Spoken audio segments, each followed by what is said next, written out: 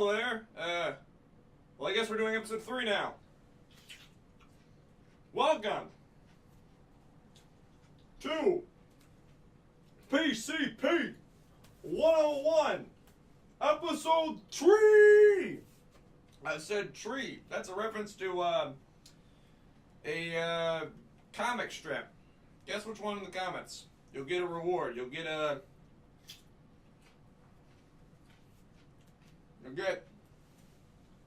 this shoe. It's the one that doesn't have Gorilla Glue on it like the other one. Good shoe. Okay. You can come here and see me eat. Okay, for knowledge on the procrastinators, because you're a good little boy or girl. Or, Rhombus, or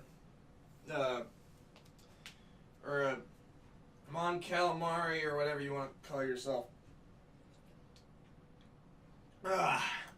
I support all peoples and all genders, all teacups. I love everybody. Unless you're a sorority girl, and please drink bleach. And vegans. I don't like vegans. And Sweaty Mike, can you think of any other groups that are less than human? None come to mind. Alright. Well, Sweaty Mike's a nice guy. Okay. So, I have to apologize. I ended the last episode on a bit of a cliffhanger. But don't worry. I'll be fine in time. So, I know what you're thinking. Wyatt, I came here to know why a YouTube channel for a podcast formed. I don't care about some gay-ass cartoon. You do care, and you will care. Because My Little Pony, Friendship is Magic, is the catalyst that brought all of these components together. Without that catalyst, activation energy would be too high. And none of this would happen. At all. I know it's ridiculous. Okay, so, for those of you like me, who have 2 testicles and,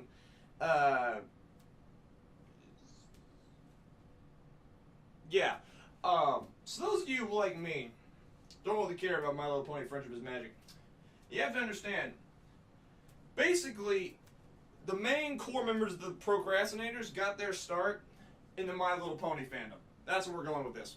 So My Little Pony Friendship is Magic was a show, at this point 2012, I think it was in its 2nd or 3rd season. And basically, the show gathered a cult following from bronies, as they call them. Okay, these fans. So, what I need you to do is, I'm going to need you to try and understand the size and the scope of the brony fandom. Okay? Because I'm about to start talking about all the rest of the procrastinators. And these guys got all their starts on YouTube by making videos about My Little Pony. Okay? And you have to understand, these videos got tens, hundreds of thousands of views. Millions in Endless Jess's case. Okay? Millions. The Brody fandom was radical. And it was basically, because it wasn't really sponsored by the show that it was centered around, it was basically run on fan content, okay? People made songs about My Little Pony. People made drawings for My Little Pony. People made shows analyzing My Little Pony.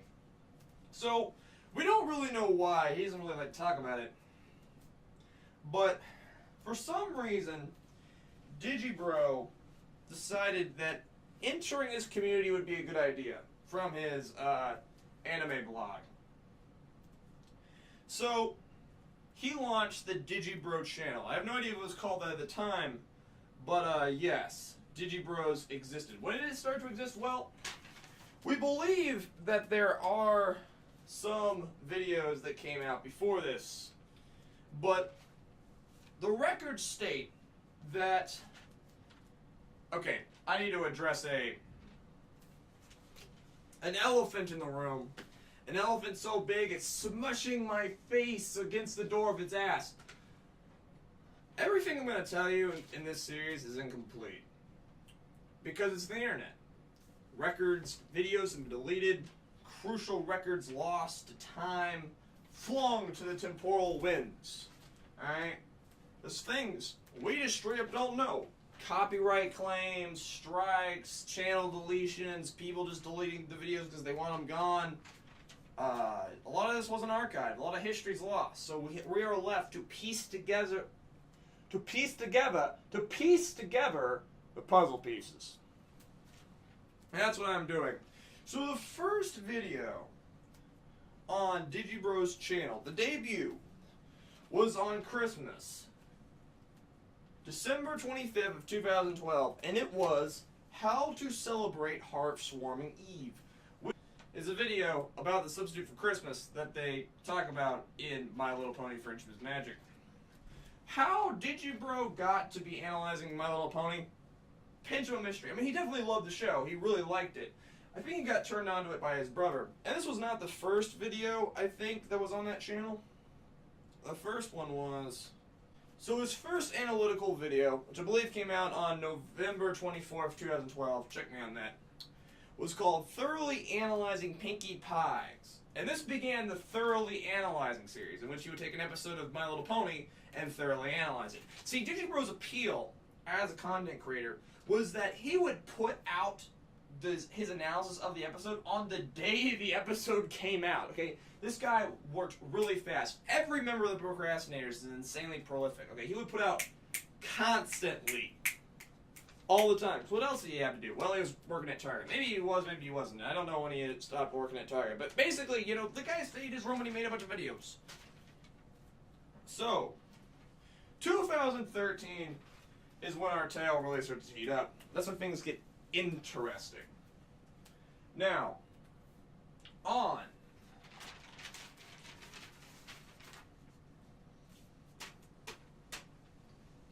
January 4th of 2013, DigiBro launched the channel that would now be called DigiBros. Now, I don't know if it was called that then. I actually highly believe it was called something different. And he launched a series on thoroughly analyzing video games. So we launched a side channel for the video game analysis. This side project would completely fail. It would be left to the wayside. Alright? As was with GameCube chats that we already previously discussed in the previous video. So,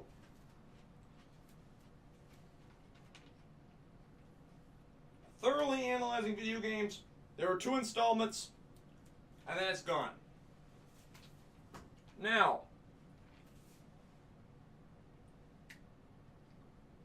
don't just love Turbises.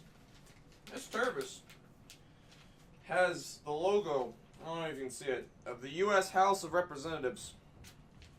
It was given to me by a member of Congress who I happen to know. How I know a member of Congress? Story for another day.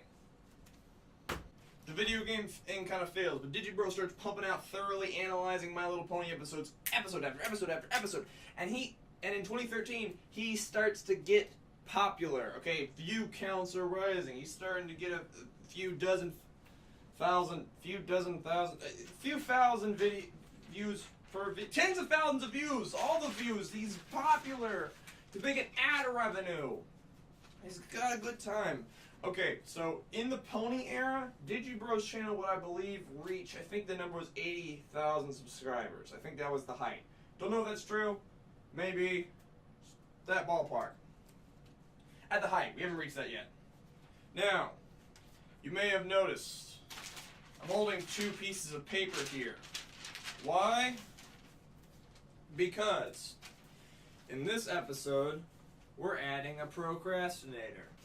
Sometime in the spring or winter of 2013, DigiBro would meet another member of the Pony Analysis community. Yes, there are multiple people making analysis videos of My Little Pony episodes. In fact, there's tons of them. A lot of which will... I don't know, because I don't watch these videos because I don't watch My Little Pony. It's on the list. All I know is a dude named Dr. Wolf, and everyone who will be mentioned. Dr. Wolf's Mormon conversion therapy. If you make fun of me for my life, I swear to God, I'm gonna... Okay, so there's a whole cadre of dudes making analysis videos of My Little Pony. I'm not drunk. I wish I was drunk. You were drunk off potatoes. I'm drunk off potatoes! So, this is the most unprofessional shit ever made. Please note he is eating a raw Sweaty potato. Mike, shut up! Shut up, Sweaty Mike! I don't even know if the microphone heard that. Okay, so, and yes, I got a microphone. You're welcome. The it's time. All right, so Tom Oliver. He would encounter being known as Tom Oliver. Okay, so I had to back up a little bit and talk a little more about how all of these pony videos were created. Okay. So, basically, there was a sort of loose format to these videos. Now, in the pony community, remember, I said this is a community centered around fan art and fan content, okay? So there commonly was a thing called an OC, an original character, which was a pony you made to represent yourself in the community, okay? Now, Digi's was called Digi Brony, obviously. Convenient. Digibro, Digibrony. So, Tommy Oliver, who was making analysis videos probably before Digi, his little OC pony, which was way better, by the way. It was like a unicorn, and it was blue, and it had these cool feathers, and a goatee, and Digi's was like weird and lame. Purple and pink was gay. Fuck, there was a dude on my... Okay, alright, so I totally didn't just cut the video for a while to go look up what the name of, Tom's Brony OC character was, but if I did do such a thing, I would have typed Tommy Oliver into YouTube and found that apparently Tommy Oliver is the name of an actor who worked on the Power Rangers.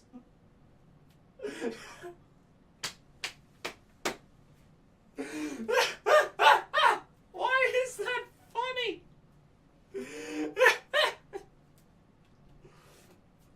Gosh, this is a terrible video. I have to wrap this up. Okay, cut again.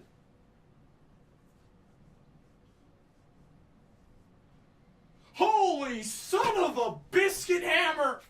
Alright, I remember. His name is Brony Curious. God fucking damn it. Okay, I gotta edit that out. My mother watches these videos. No, she doesn't. My mom doesn't. My dad watches all of my videos. My mom doesn't. What? Why? It's 2 in the morning. Okay, so, alright. Tom meets Digi through a response to one of Digi's videos. And they collaborate. They start collaborating. Their first collaboration video was on a video called The Canterlot Wedding, which is on an episode called The Canterlot Wedding. So, let's talk about Tommy Oliver.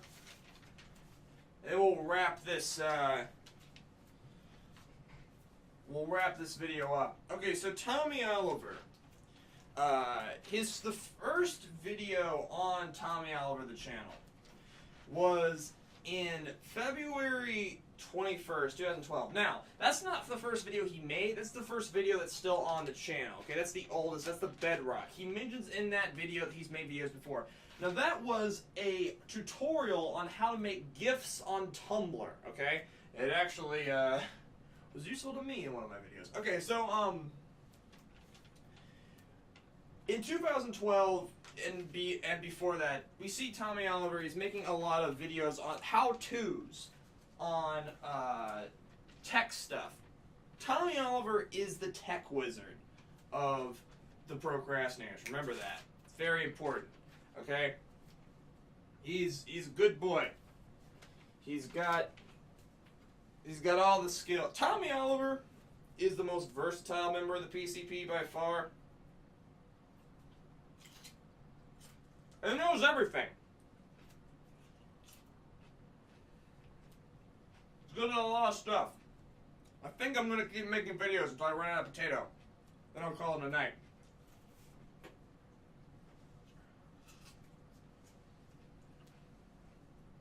This is not a good idea.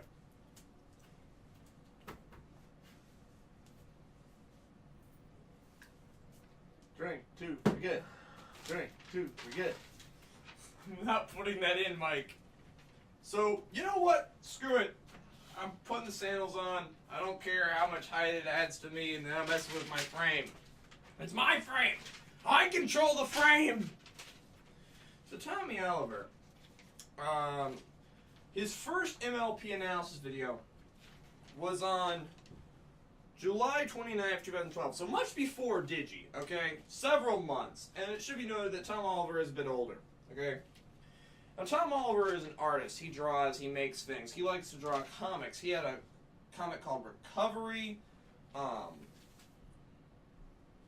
He draws a lot on DeviantArt and Tumblr. He's very popular. Tom, I'll talk about Tom more later. Entice yourself with more Tom. Okay, so these guys, they begin to collaborate, and I need to make something clear. They collaborate with a lot of other people. There's a lot of people that this story all begins with collaboration. There's a lot of collaborators who would come and leave. Only a few would form lasting bonds of each other that would eventually go where they would all team up and form the Procrastinators. So, yeah. Over the first half of 2013, Digi and Tom would become greater and greater friends. Digi Brony and Brony Curious, working on videos with other people. Now, eventually, around mid of 2012, their passion for the medium would be rewarded. Their fame would come to fruit, because eventually, they would be asked to host a panel at BronyCon 2013. And that's where our story is going to pick up next episode, guys. Please ask any questions in the comments section below. Subscribe for more of these really stupid videos that I'm making because I have free time. And just remember, God loves you. Cut the camera sway, Mike.